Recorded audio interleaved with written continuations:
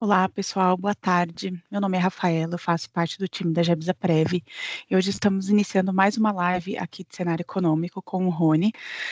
Bom, aqui na tela a gente está disponibilizando o nosso Slido, tá? Então, caso vocês tenham ali alguma dúvida sobre a nossa apresentação, então vocês podem acessar o Slido colocando esse código na tela, ou se vocês preferirem, vocês podem também escanear ali o QR Code que já passa ali para a parte das perguntas, tá certo? Bom, então lembrando que esse mês agora de outubro, a nossa última campanha está disponível para alteração de perfil. Então, vocês podem acessar o nosso site ou pelo aplicativo para fazer a alteração, caso vocês não tenham feito alguma alteração ao longo desse ano, tá? Então, caso vocês já tenham feito ali nas campanhas anteriores, não é possível fazer agora no mês de outubro. E aí, a próxima campanha ali disponível para alteração será em janeiro de 2026. Tá certo? Bom, então sejam bem-vindos à nossa live. Rony, seja muito bem-vindos. Olá, pessoal, tudo bem? Mais uma vez aqui com vocês para falarmos um pouco de cenário econômico, cenário global, cenário Brasil e também entrar um pouco na carteira de investimento da Prev, detalhando o que estamos fazendo para enfrentar este cenário volátil deste ano. Ano que vem temos um cenário eleitoral, a gente vai falar um pouquinho sobre, também será um ano volátil, e a gente finaliza com vocês perguntando, a gente volta no final com as respostas para as dúvidas dos senhores. Deixa eu passar aqui e a gente já começa. Acho que o primeiro ponto para a gente comentar, vamos começar aqui pelo cenário global, primeiro falando, né, de alguns temas já relevantes que a gente já tinha passado com vocês nas últimas reuniões, nos últimos calls de cenário, o tema guerra comercial, o que que isso traz de impacto aqui para a nossa economia, para os investimentos, tá? Guerra comercial foi um tema bem debatido no começo do ano, com a vitória de Trump nos Estados Unidos. Uma das principais bandeiras do governo americano, do novo governo americano, era justamente reduzir um déficit comercial dos Estados Unidos com o resto do mundo, e ele fez isso através de tarifas comerciais. Passados quase, né, 10 meses ali do governo Trump, a gente tem hoje um veredito aqui. Claro que se tratando de Estados Unidos, se tratando de Trump, as coisas podem mudar muito rápido, mas eu acho que depois de 10 meses já podemos falar que o impacto foi bem mais brando do que o esperado lá atrás, alguns meses atrás, né? O Trump ele até tentou fazer algumas medidas mais agressivas de tarifa, o caso clássico é o do Brasil, com tarifação de quase 50%. Só que na segunda linha, né, você tem ali uma tarifa alta, quase que algo midiático, 50% de tarifa para o Brasil. Mas na segunda página ali do acordo, ele já adiciona diversas exceções. No final do dia, fica uma tarifa extremamente aguada, extremamente ineficiente ali para o propósito do presidente americano. E isso se repetiu com outras economias, com a Europa como um todo, com a China, até mesmo com os parceiros ali mais próximos, como México e Canadá, a gente viu tarifas muito desidratadas. Passados algum tempo, o mercado, de certa forma, vem reprecificando este ponto. Já não é uma situação mais tão grave quanto esperávamos, é uma situação, é um ponto de atenção como qualquer outro. Tá? Mas não temos mais ali uma questão preocupante como era esperado até 2, 3 meses atrás pelo mercado. A gente pode até ver que os índices americanos, bolsa americana, até a curva de juro americana vem se comportando de uma forma bem mais tranquila, atingindo máximas históricas, inclusive o S&P 500, que é o principal índice da bolsa americana, justamente com o mercado recalibrando ali o tom desta guerra comercial. De fato, né, atrapalha na margem, mas não tanto quanto esperado até alguns meses atrás. Tá? Mas um outro ponto de novidade que a gente vem destacando aqui no mercado é um dólar mais fraco. Tá? A gente vai ver mais na sequência o real se valorizando, mas o que por trás disso, o que, que tem? tem um dólar mais fraco. Na verdade, o movimento global foi um dólar perdendo valor em relação a diversas moedas. Perdeu valor contra a moeda de México, Canadá, Brasil, Europa, contra o euro. Todas as moedas se valorizaram frente ao dólar. Foi um movimento quase que combinado ali do dólar se desvalorizando contra todos os seus pares. Claro que tem algumas implicações para os Estados Unidos em relação a isso. Trump, uma das principais medidas que ele busca é equilibrar o grande déficit fiscal americano. Uma das formas de fazer isso é por um dólar mais fraco. Então, por linhas tortas ali, a economia americana vem conseguido desvalorizar a moeda. Mas, claro, você precisa ter atenção, né? Porque desvalorizar 10% a moeda é uma coisa. Mais do que isso, você já começa a gerar outros problemas para a economia. De toda forma, uma desvalorização global do dólar frente a diversas moedas acaba contribuindo para países emergentes, como é o caso do Brasil, controlar um pouco mais a inflação. Você tem uma moeda mais apreciada, isso ajuda a controlar, de certa forma, ali, a escalada de preços. Então, até uma coisa ruim que acontece no mundo está contribuindo marginalmente para o Brasil. Tá? Um outro ponto para se comentar a gente vê ainda o presidente americano, depois de 10 meses, ainda muito fortalecido na base, muito fortalecido, então todo o grupo duro de Trump ainda muito fechado com o presidente, não vemos mudança de direção por hora de Trump, porque ele tem toda a base toda fechada com ele, mas a gente já vê uma expectativa de desaceleração, tanto econômica quanto uma piora marginal da inflação. O que isso quer dizer? Logo, logo, você tem o governo perdendo popularidade.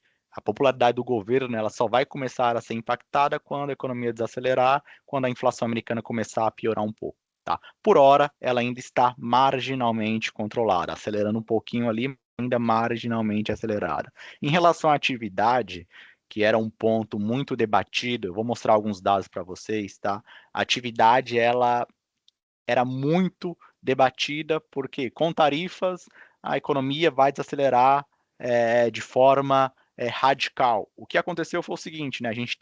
Estamos vivendo um boom de inteligência artificial gigantesco que vem, de certa forma, segurando a atividade americana. Trilhões e trilhões de dólares estão sendo gastos com inteligência artificial nos Estados Unidos pelas grandes empresas, OpenAI, que é o ChatGPT, a Nvidia, hoje a maior empresa do mundo, gastando trilhões de dólares e, de certa forma, acaba segurando essa atividade, mesmo com todo o ruído do governo, todo o ruído, toda a incerteza, dólar fraco, tarifas, mas você tem um motor gigantesco que é a inteligência artificial e está segurando a atividade nos Estados Unidos. É uma variável a se analisar como que vai se comportar nos próximos anos. Tá? E aqui entrando em Europa, né? A Europa tem uma situação hoje que está muito próximo dos conflitos geopolíticos. O Trump ameaçou tirar um apoio da OTAN, diminuir ali os gastos com defesa e obrigou a Europa a gastar mais com a OTAN. Ou seja, a Europa daqui para frente vai precisar aumentar os gastos com defesa. Na margem, vai piorar o resultado fiscal, vai gastar mais, ou seja, você tem uma situação ali para se avaliar de Europa se esse fator ali de gastos maiores com defesa vai prejudicar a economia ou não. E temos diversos conflitos geopolíticos no mundo, né?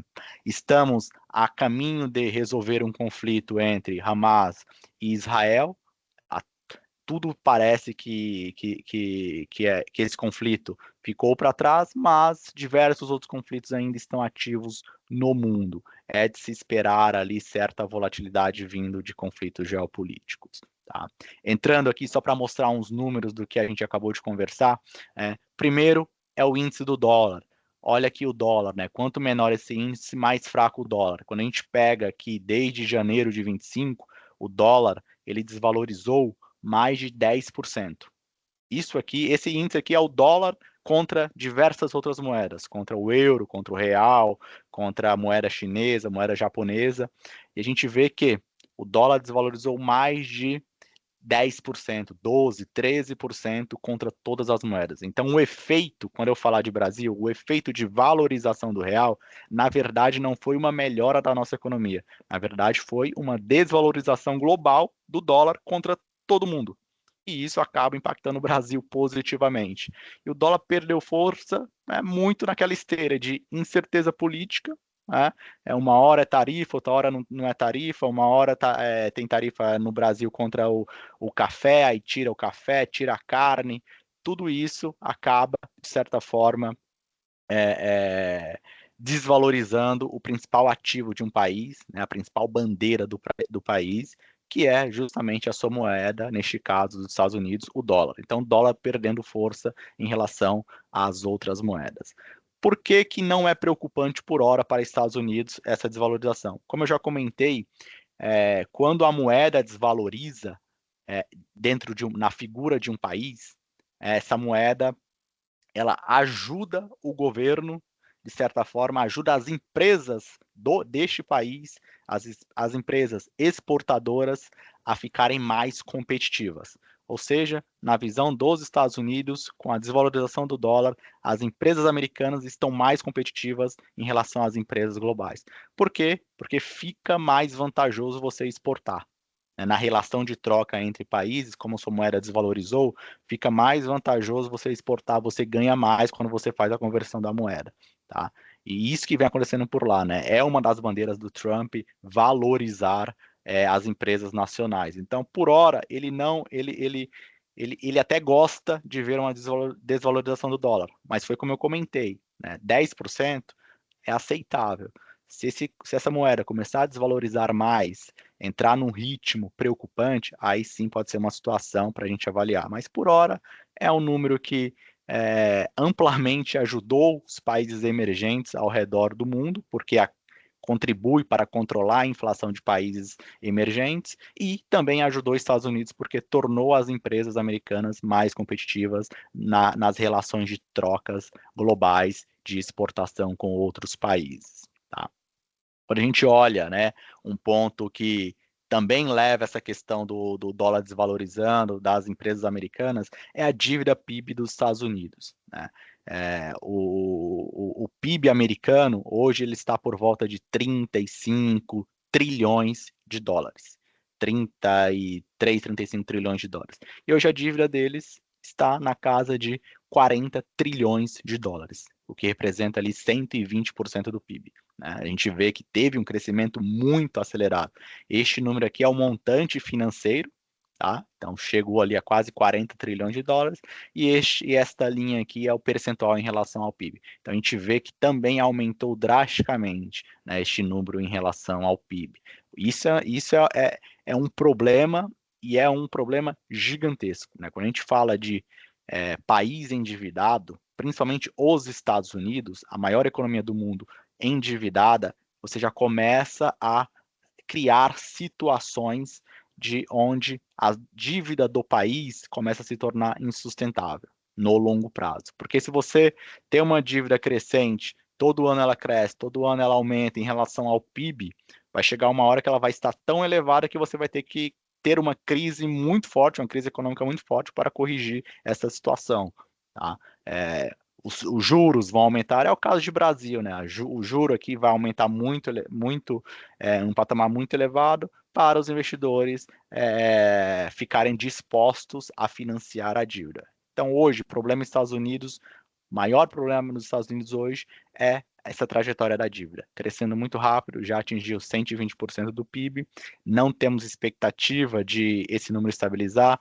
O governo Biden aumentou a dívida, o governo Trump está aumentando a dívida, então, independente se é um democrata ou um republicano, a dívida americana está aumentando consistentemente ao longo dos últimos anos. E o mercado vem acompanhando de perto, porque pode ser talvez o maior problema, eu não diria que agora, daqui 2, 3 anos, mas eu diria que se essa situação permanecer do jeito que está, em 5, 7 anos, a gente vai estar discutindo aqui um problema gigantesco para os Estados Unidos, porque essa dívida vai estar em 150 do PIB, né, 170 do PIB, se continuar no ritmo que está hoje, tá? Então é uma situação para a gente acompanhar.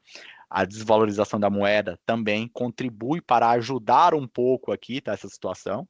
Quando você desvaloriza a moeda também, você gera inflação, um pouco mais de inflação, e a inflação, por incrível que pareça, ela é benéfica para a dívida. Então, de certa forma, um dólar mais fraco, na visão dos americanos, pode ser uma saída para a economia conseguir, pelo menos, estabilizar aqui o crescimento da dívida. Tá? Eu vou falar de Brasil, e os números de Brasil, a dívida brasileira está por volta de 75%, 80% do PIB, bem abaixo da dívida americana. Mas uma coisa eu estou falando da maior economia do mundo, que é os Estados Unidos, que de certa forma pode ter ali o direito de ter uma dívida maior. Na outra ponta tem o Brasil, que não é uma economia tão forte assim, e de certa forma não pode ter o direito de ter uma dívida tão grande como é a que tem hoje. Tá? Se o Brasil tivesse uma dívida de 120% do PIB, a nossa Selic estaria em 20, 25% com certeza, tá? Para os investidores se sentirem financiados ali, né? Para comprar títulos da dívida. Tá? Então, apesar de a dívida PIB Brasil ser menor que a americana, você tem que relativizar o tamanho da economia, a importância da economia. S&P nas máximas históricas. Né? Então a gente vê que depois do tarifaço de Trump, o S&P teve uma correção gigantesca, caiu 20%, recuperou tudo e bateu máxima histórica. Por que isso aconteceu? Justamente aquilo que eu expliquei no início. Né? O Trump, ele prometeu, falou, taxou muito, taxou o Brasil em 50%, na segunda página ele vai lá e tira tudo, isenta tudo. Então o mercado começou a perceber, opa, eu acho que essas tarifas que foram anunciadas, se a gente analisar de perto, não terão tanto impacto assim. Então a gente pode corrigir a trajetória da precificação de mercado. Então você vê a bolsa voltando, batendo máxima histórica, também muito ajudada por investimentos em tecnologia, principalmente inteligência artificial, isso é bem verdade, tá? As empresas de tecnologia estão puxando esta valorização mais recente do S&P, mas também dessa questão de reprecificação, de achar que as tarifas não vão impactar tanto assim como era esperado lá, né, no começo ali de fevereiro, março, quando o S&P derreteu. Tá? Olhando aqui, né, só para trazer um pouco de cor, tá, para vocês, investimentos em AI, inteligência artificial, ChatGPT, NVIDIA, a AI da Microsoft, todos eles, esse slide que eu gostaria de mostrar.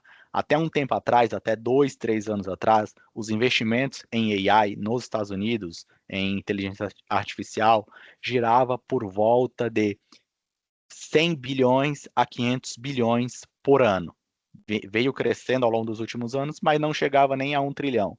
É esperado, até 2030, que se invista quase 8 trilhões de dólares em AI. Ou seja, construindo data centers, para você ter ali o chat GPT, você precisa de grandes centros de processamento de dados, gigantescos. Então, o que está acontecendo hoje nos Estados Unidos é o seguinte, né? Diversas plantas ao redor dos Estados Unidos estão sendo criadas com data centers, e isso demanda tanto trabalho de construção civil, para você construir um data center, você precisa de construção civil de fato, né? Quanto também equipamentos de tecnologia, energia aqui mais na ponta. É estimado quase 8 trilhões de dólares, ou seja, quase um terço do PIB americano somente em uma tecnologia específica, que é inteligência artificial.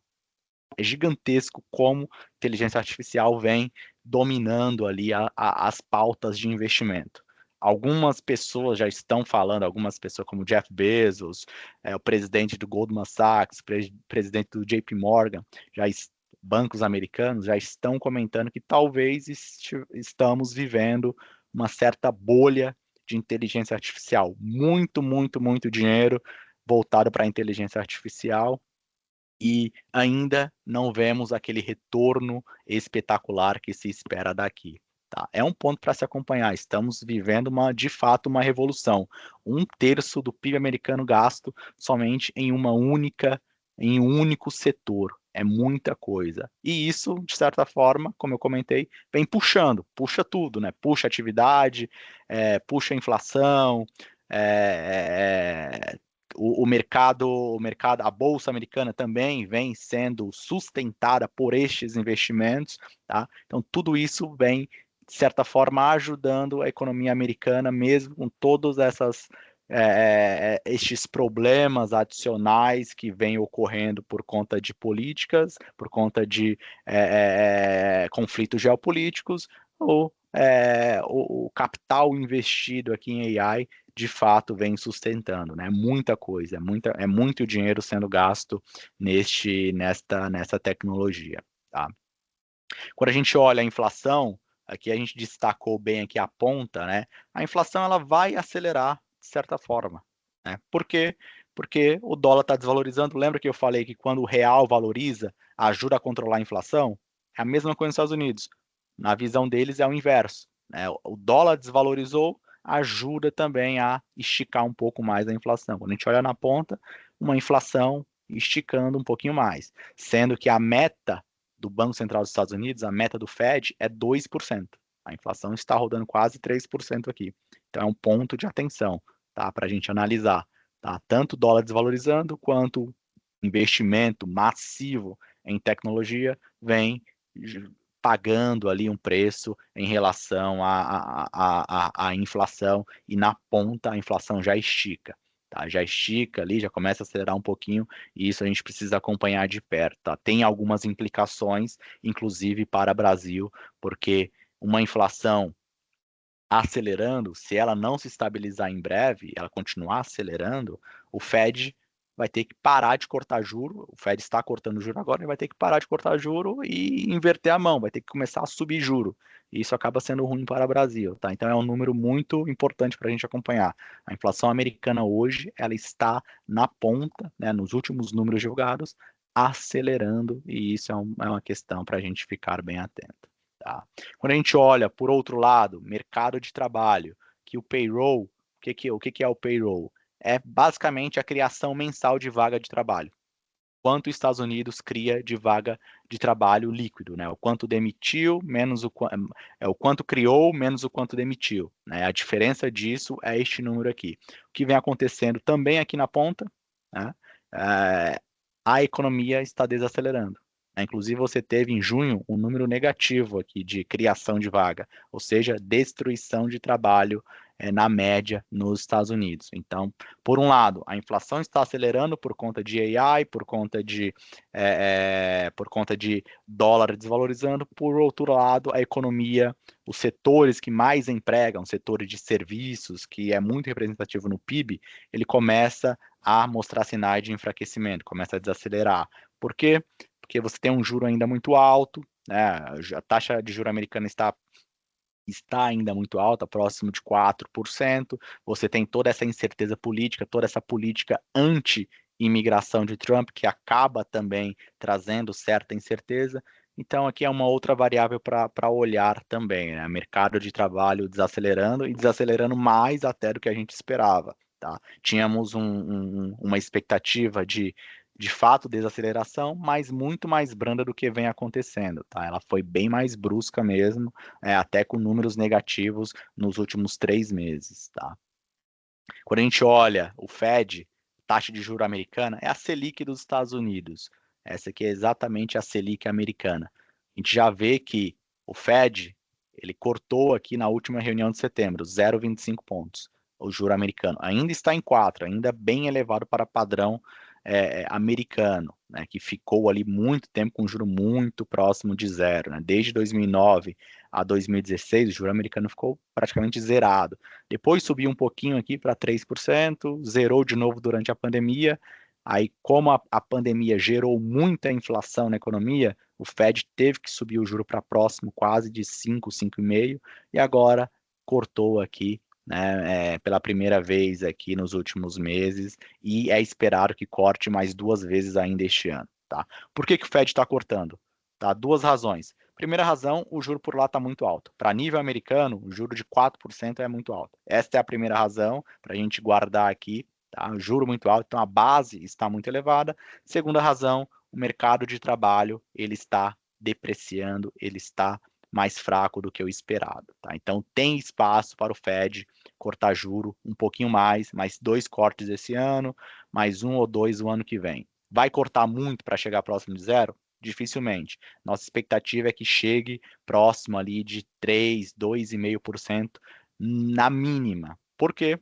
Porque você tem a inflação ainda elevada, acima da meta.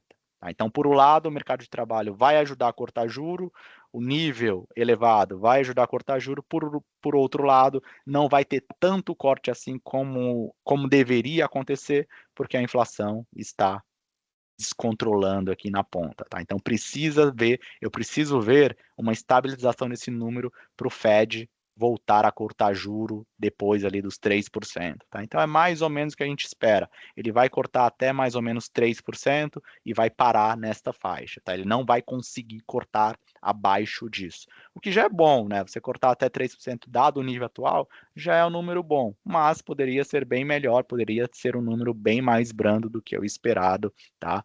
Mas a inflação não está ajudando por hora. Tá? Entrando aqui em Europa, tá? Só para a gente comentar rapidamente, a Europa ela está numa situação que a atividade ela está bem em linha com o esperado, né? Você tem esses dois índices que medem basicamente toda a economia. Primeiro é o índice do setor de serviços, que é mais ou menos 60, 70% da economia, e o segundo índice é o índice do setor industrial, que é o restante da economia. Então a gente pode resumir a economia nesses dois setores. Os dois setores estão ali bem próximo ali do eixo de 50, que é o eixo que mostra estabilidade. Acima de 50 é uma aceleração mais forte, abaixo de 50 é uma desaceleração. Então, os dois índices estão muito próximos, o que mostra que a Europa está crescendo, mas nem tanto assim, está bem na inércia mesmo. É o que se espera para a Europa, tá? Não temos expectativas da Europa crescendo a nível de um país como a China, a nível de um país como os Estados Unidos, porque você já tem uma capacidade construída na Europa muito grande.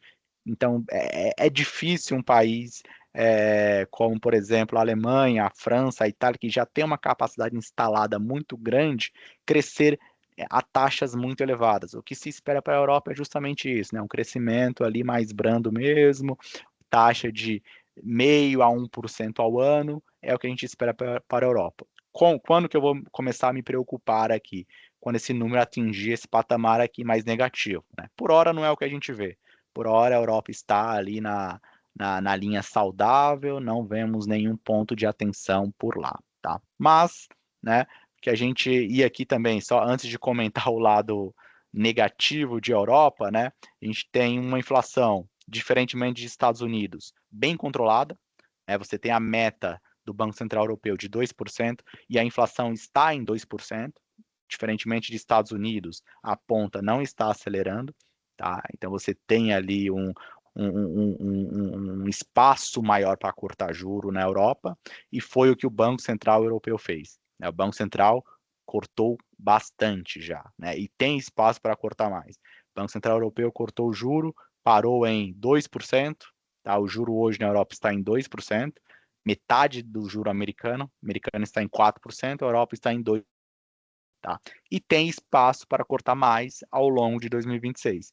E provavelmente vai acontecer. O juro da Europa, o juro neutro, que a gente estima por aqui, é muito mais próximo de 1,5%, 1% do que o número atual. Tá? Porque a inflação está controlada, você não tem pressão ali de atividade muito para cima, então a atividade está bem em linha com o esperado, abre espaço para o Banco Central Europeu manter um juro bem mais baixo por hora. Tá?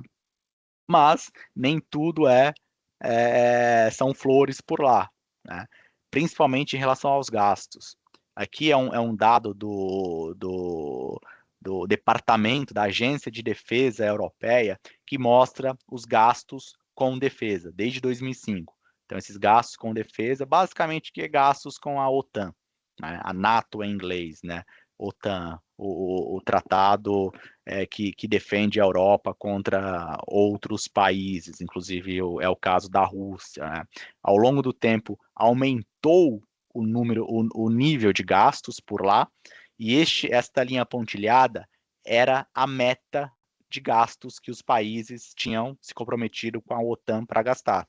Então, você tinha uma meta de gastar 2% do PIB, né, ao longo do tempo, que hoje está mais ou menos em linha com 2%, 2,1%, 2,2% do PIB é o gasto hoje da Europa com defesa. Só que o Trump falou o seguinte: olha, eu não vou mais gastar tanto quanto, não vou gastar mais tanto com a OTAN. Vocês mesmos precisam gastar para defender o país de vocês. Né? Trump ele soltou isso na última reunião que ele teve com a Europa e obrigou, né, quase obrigou a Europa a gastar mais com defesa. E a Europa se comprometeu a gastar 5% com defesa a partir do próximo ano. Tá? O que isso quer dizer? Que este número de quase 400 bilhões de euros gastos hoje, atualmente, ele vai bater próximo de 1 trilhão daqui para frente. Tá? Então, você tem um problema de gastos que não estava no radar dos países europeus. Países hoje, esses que estão, de certa forma, bem endividados. Tá? Se a gente pegar aqui os principais países, Itália, 135% de endividamento, França, 111%, Espanha, 106%, Portugal, 100% de endividamento. O único que salva aqui é a Alemanha, que sempre teve uma economia muito mais austera, muito mais rígida em termos de gastos. Mesmo assim, já está em 60% do PIB a dívida da Alemanha. O que se espera daqui para frente? Espera-se um aumento desta dívida ao longo do tempo.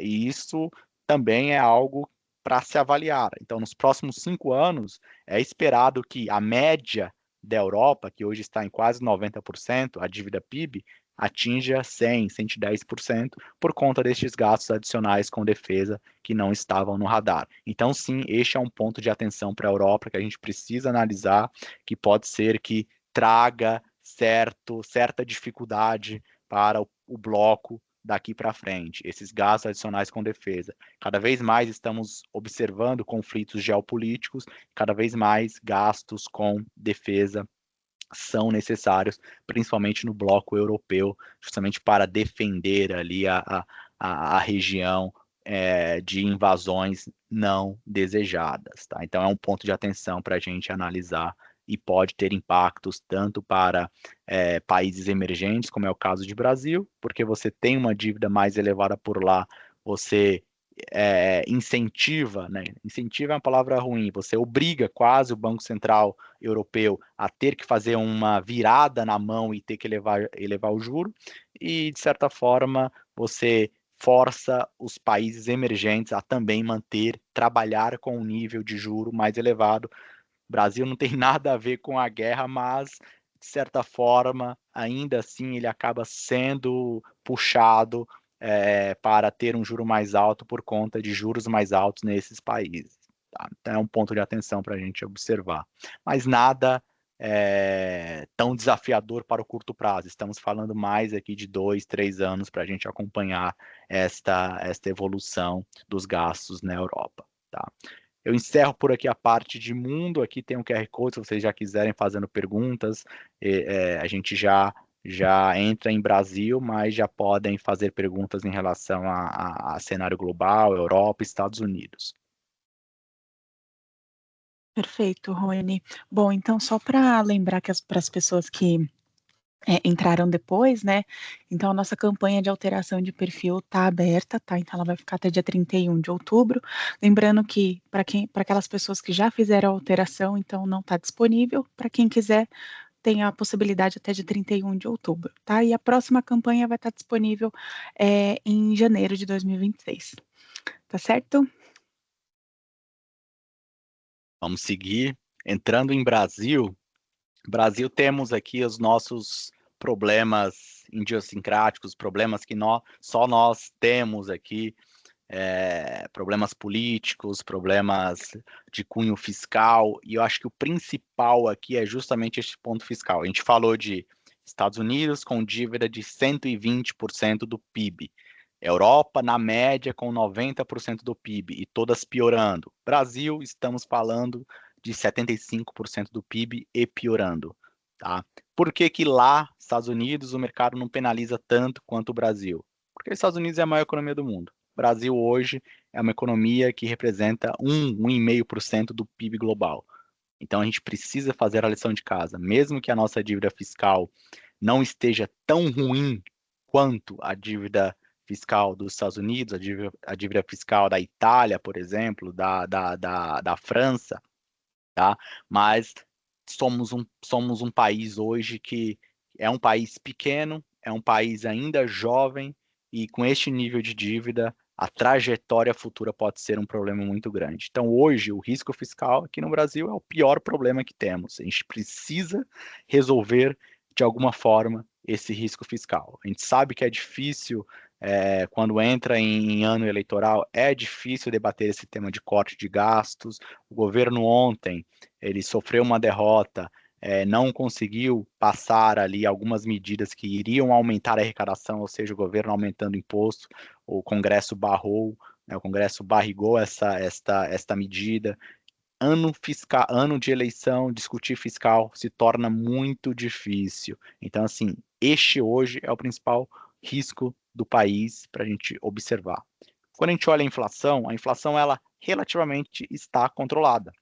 Ela está acima da meta, eu já vou mostrar para vocês também alguns gráficos, mas, de certa forma, ela está bem controlada, ela está em linha com o que o mercado espera, em linha com as expectativas dos economistas, então não tenho por que se preocupar aqui. Se fosse só inflação, hoje aqui no Brasil, se a gente não tivesse o risco fiscal, já mostro já um gráfico bem ilustrativo, a nossa Selic tinha muito espaço para cair, muito espaço. Mas você tem um risco fiscal que prejudica esta queda, esse corte mais brusco na Selic. Tá? Mercado de trabalho no Brasil, estamos praticamente em pleno emprego no Brasil. Claro que o emprego informal ele aumentou muito no Brasil, com Uber 99, com os aplicativos em geral, empregos via outros aplicativos na internet, mas, de certa forma, estamos vivendo um dos melhores momentos de emprego no Brasil.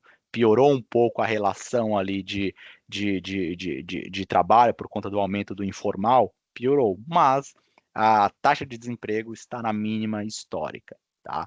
Tem espaço para queda na Selic hoje, né? A gente já mostra já esse dado, mas como a inflação controlada, você tem espaço de queda na Selic, tá? E o nosso nível de juro ele está muito elevado, 15% é exorbitante, é grotesco, quase 15% de Selic, é muita coisa, então tem sim espaço, dado o nível atual que está rodando a inflação, tá? Mas você tem ali essa questão, essa pulga atrás da orelha com os gastos fiscais, tá? E por fim aqui, eleições, como que o mercado vem trabalhando eleição? Só para adiantar aqui em relação à eleição, não temos convicção nenhuma em relação a quem está na frente, se é a esquerda, se é a direita, se é um candidato de centro. A eleição, novamente, vai ser uma eleição extremamente binária, decidida nos últimos minutos, até por conta da distribuição hoje ali dos partidos no Brasil. Então, você tem uma base muito forte do PT, uma base muito forte do Bolsonaro, você tem uma margem pequena só que faz toda a diferença, que troca de voto.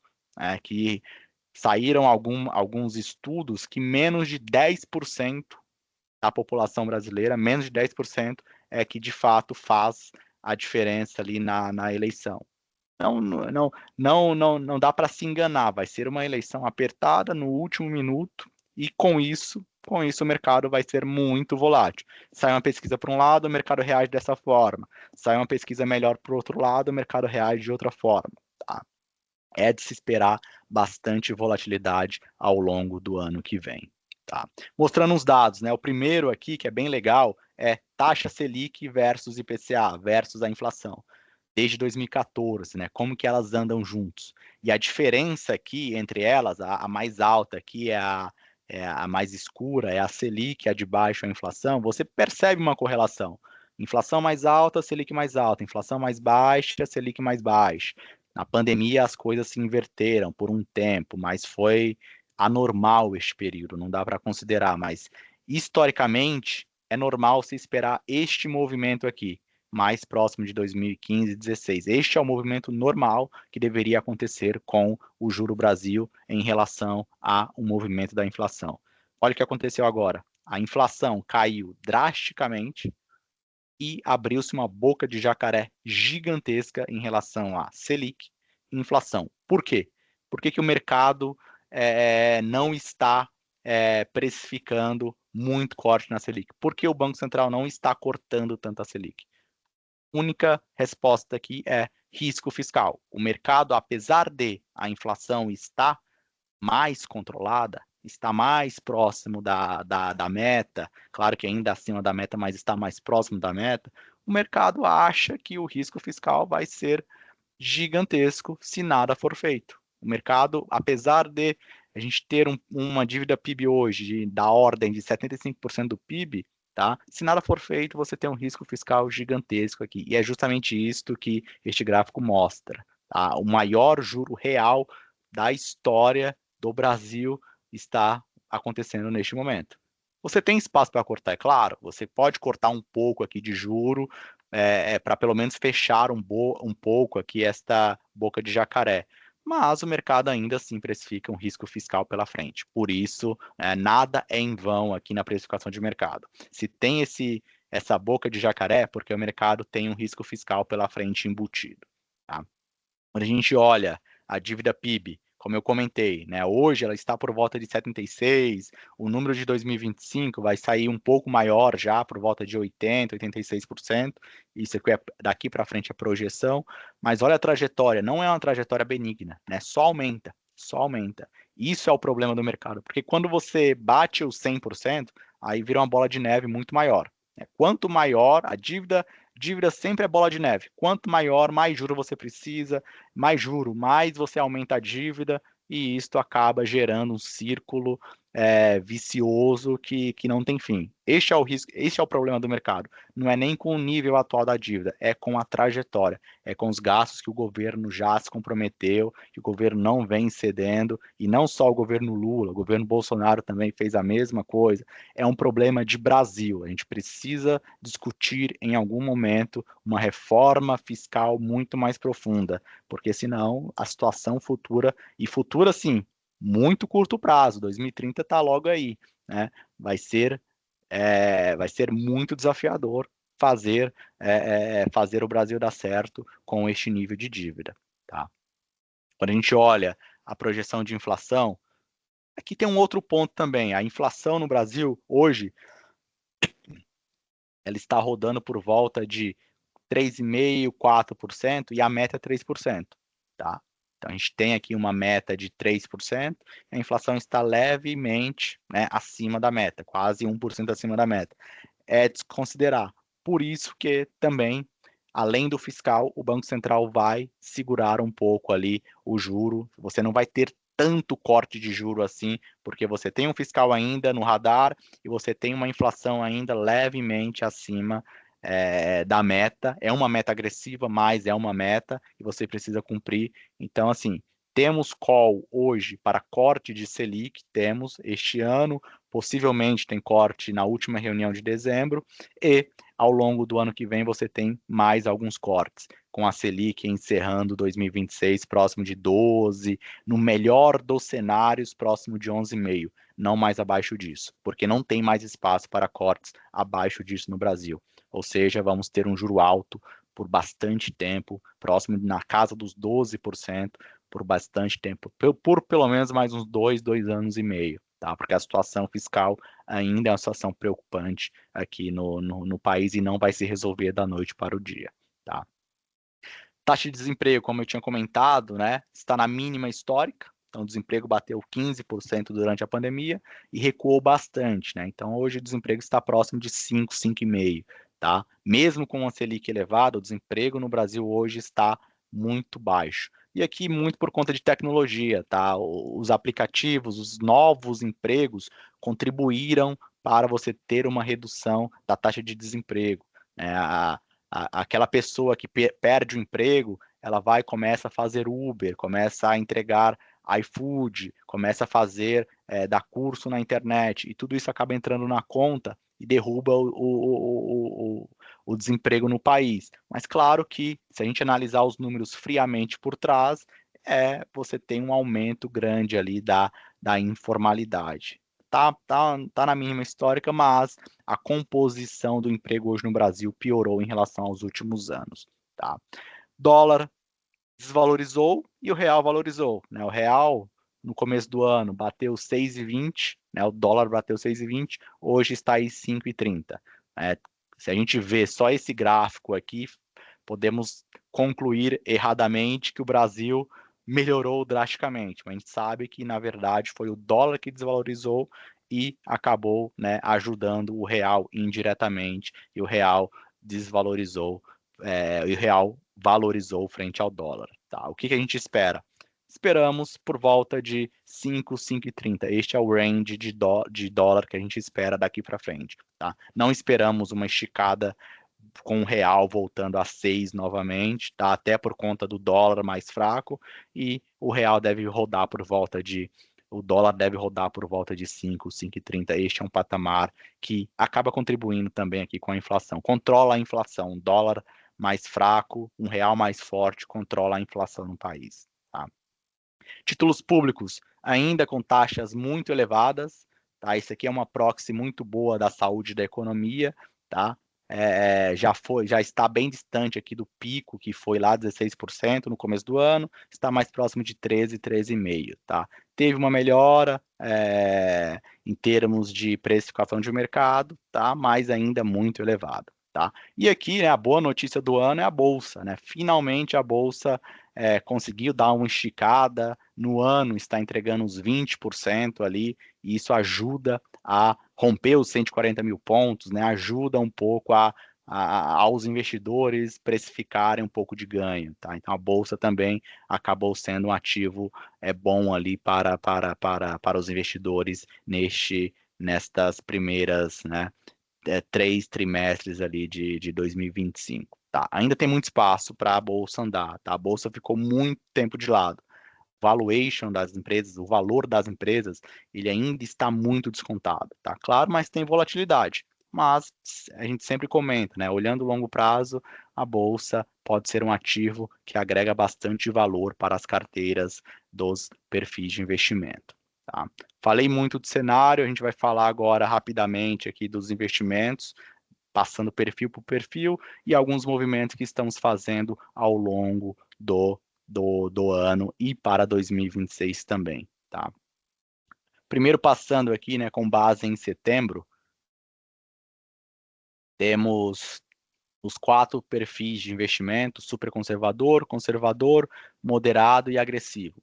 Notadamente, quando você tem um ano em que a bolsa está rentabilizando quase 20%, em que os títulos públicos, de certa forma, recuaram, os perfis mais arrojados, eles tendem a valorizar nesta janela mais do que os perfis mais conservadores. Tá? E, por outro lado, os perfis mais conservadores, quando você tem um juro muito elevado e você tem alguns movimentos de troca de ativo de ativos conservadores por ativos como bolsa, você tem algumas remarcações também nos perfis mais conservadores.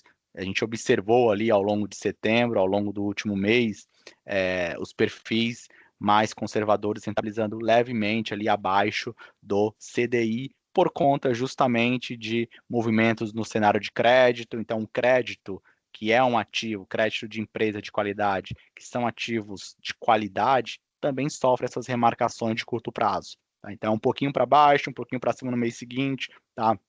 E isso acaba trazendo uma certa volatilidade, mesmo para os perfis super conservadores, tá? Até o título público mesmo mais conservador, ele tem essa variação no mês a mês. Se a gente olhar no mês a mês, ele nunca é o 100% do CDI, ele tem ali umas oscilações, 101 em um mês, 98% do CDI no outro mês, então você tem essas variações. Nada a se preocupar, o retorno nominal e o retorno real de todos os perfis estão excelentes, né? A gente tem, por exemplo, o perfil super conservador entregando 10% ao ano nominal, entregando real quase 7%, então é muita coisa, né? Você tem, para um perfil de longo prazo, tem uma geração de riqueza aqui muito grande, e isso é importante, mesmo em momentos desafiadores, que é o momento atual aqui de política, de volatilidade, de eleição no ano que vem, você tem os perfis entregando retornos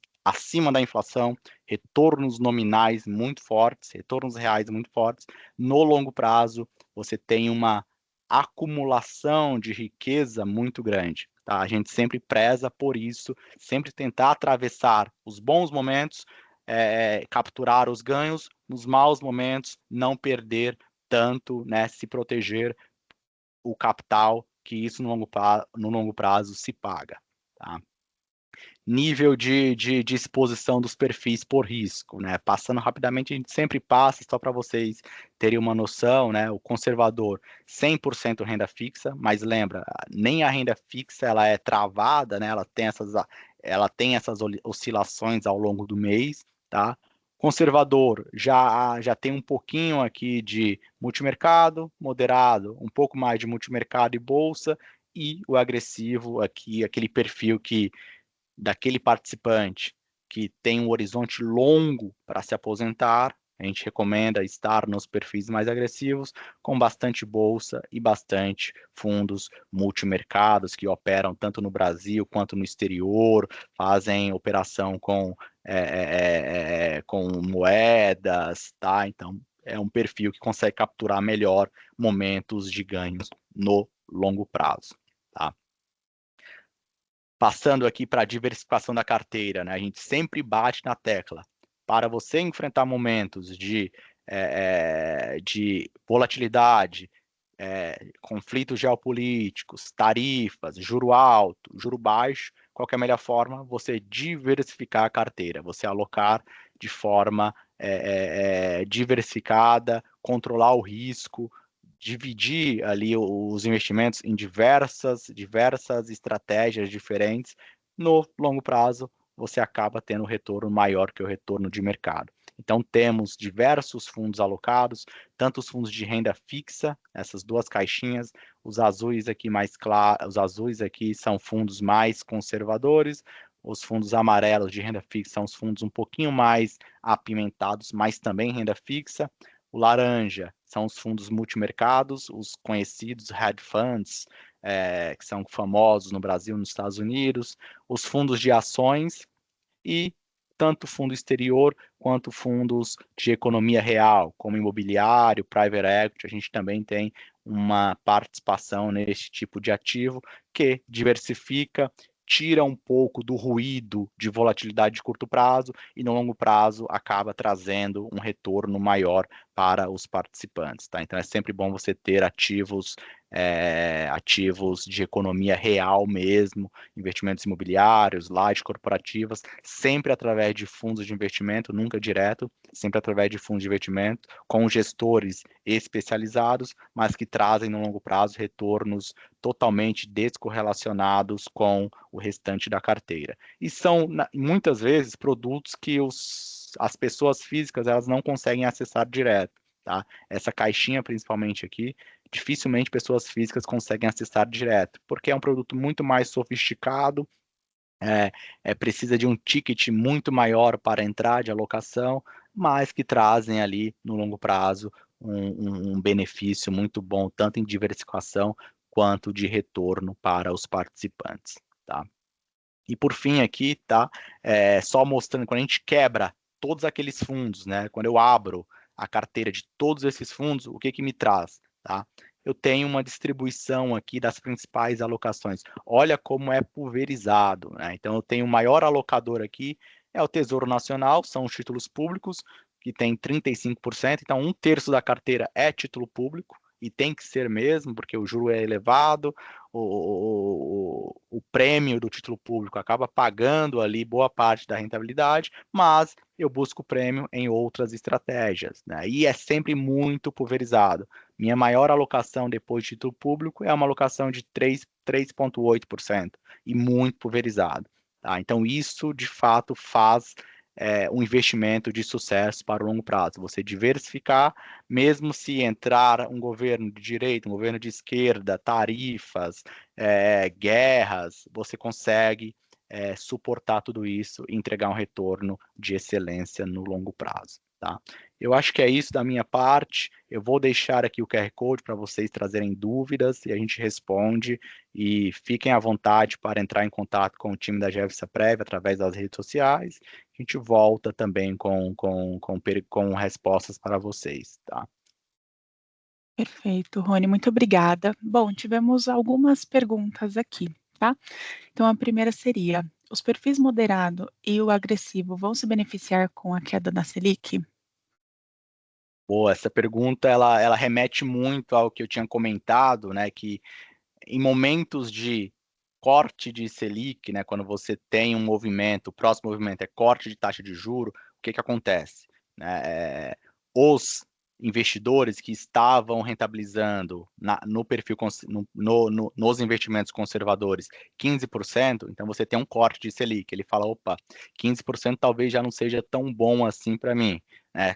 Ainda assim é bom 14%, né? Mas essa é a dinâmica de mercado. E o que acontece neste momento? Ele troca esse investimento em renda fixa, porque a Selic caiu, por um investimento mais arrojado, em bolsa, em renda fixa de médio risco, em exterior. E o que acontece com esses ativos que entraram dinheiro? A oferta e a demanda, esses ativos acabam se valorizando. Tá? Então, é natural, em momentos de corte de Selic, a gente ver a bolsa, títulos públicos mais arrojados, rentabilizarem mais e, consequentemente, a gente tem ali uma expectativa melhor para perfis mais arrojados. Tá? Apesar deles possuírem mais volatilidade, nesses momentos eles conseguem capturar melhor o ganho de um corte de Selic. Legal. Falando ainda em Selic, tem mais uma. Ainda vale a pena investir na Selic? Tem expectativa de abaixar a curto prazo? Se você tem um perfil conservador, com certeza vale a pena. Por mais que a Selic caia, ela vai cair este ano, no melhor dos cenários, somente 0,5%, então vai sair de 15 para 14,5%, ainda assim muito vantajoso. Ano que vem, no melhor dos cenários, novamente, vai cair para 12%, ainda muito vantajoso. Tá? Então, sim, ainda, claro que depende do teu perfil, mas ainda assim vale investir em Selic. No pior dos cenários, né, na verdade, no melhor dos cenários, dos 12% ano que vem, ainda é muita coisa, tá? Ainda você vai estar ganhando retorno acima da inflação e um retorno nominal de quase 1% ao mês, tá? Então é muita coisa, então sim, vale a pena. Legal. O que fazer com os investimentos para migrar os riscos, do cenário eleitoral do ano que vem? Boa. O que a gente vem fazendo na carteira, tá? Tanto em termos de diversificação quanto em termos de movimentos pontuais, a diversificação por si só ela contribui para você mitigar, para você reduzir o risco eleitoral, independente de quem ganhe ano que vem. A gente não faz aposta, seria leviano, seria correr riscos desnecessários fazer apostas com base em quem vai ganhar no ano que vem. O que a gente faz é justamente equilibrar a carteira, diversificar a carteira para justamente você ter ali no longo prazo, atravessar o período eleitoral com uma melhor rentabilidade. Tá? Então, primeira diversificação. Segundo ponto é aumentar marginalmente investimento no exterior, aumentar outras classes de ativos, isso também contribui para você surfar o ano que vem. Certo. Há expectativa de aumentar a alocação no exterior? Acho que esse ponto casou bem aqui com a última pergunta. Sim, tá? Temos expectativa de fazer movimentos pontuais no exterior, tanto para fugir um pouco aqui do cenário Brasil de eleição, quanto para aproveitar um momento bom em tecnologia, inteligência artificial, aumento dos gastos com defesa, e isso acaba puxando os setores ligados à defesa no mundo. Então, tudo isso acaba contribuindo também para a gente aumentar sempre marginalmente investimentos no exterior ao longo do próximo ano. Legal. Para quem vai se aposentar em 12 anos, qual seria o melhor perfil? Tá, essa é uma pergunta boa, porque ela casa muito bem com o horizonte de tempo. Tá? 12 anos, eu diria que estaria na faixa muito mais próxima do perfil moderado. Tá? Você tem 12 anos, você consegue aguentar mais volatilidade e você consegue capturar melhor ali um retorno neste período. Eu diria, claro que vai variar do teu perfil, da tua assunção de risco, mas o perfil moderado seria o melhor ali neste momento para este horizonte de tempo. Legal. E a última pergunta: 120% do CDI é um bom investimento? Ah, com certeza. 120% do CDI hoje, ele está rentabilizando nominalmente quase 17,5%, 18% nominal. Então, sim, é muita coisa, mas a pergunta precisa vir qual que era o risco, qual é o risco desse investimento.